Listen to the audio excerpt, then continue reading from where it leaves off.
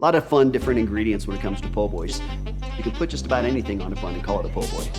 Yeah, we've got a bunch of different style of po' boys, and it really is like everything at Satchmo's. It's kind of our take on Cajun and Creole with just a little twist. There's a lot of different stories about po' boys. One that I've always liked is the day labor camps, people going to get work for the day, and people would set up stands. As the saying goes, if they didn't get any labor that day and they're walking back, head down, kind of walking back without a job that day, the saying was, here comes the po' boys. And the idea being, original po' boys being stale bread, lettuce, mayonnaise, maybe sometimes tomatoes, maybe meat, maybe not. It was just a supplemental something to eat.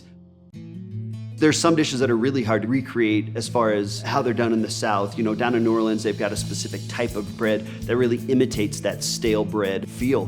We don't have access to that. We like the way we do it. We kind of do a little more of a toasted bun. And then we put our spin on it. Again, we're using our house-made coleslaw, which is a vinegar-based coleslaw. It's got pickled jalapenos in it. We do a remoulade sauce that is very much our spin on a remoulade sauce, a little bit of smoked flavor in there. We're gonna top it with lettuce, we're gonna top it with tomatoes. We've got our smoked chicken po' boy, our andouille po' boy, fried catfish po' boy, which is one of my favorite po' boys. In particular, we're using an old school corn and flour batter.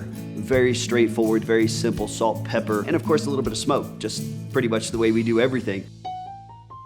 One of my favorite memories about po' boys was getting the opportunity to go down to Louisiana. My wife and I hunted out the tiniest, oldest po' boy shops in New Orleans. I had a frosty chalice of Miller High Life sitting in front of me and this sandwich made at the simplest, most straightforward shop, and it was one of the best meals to this day that I've ever had.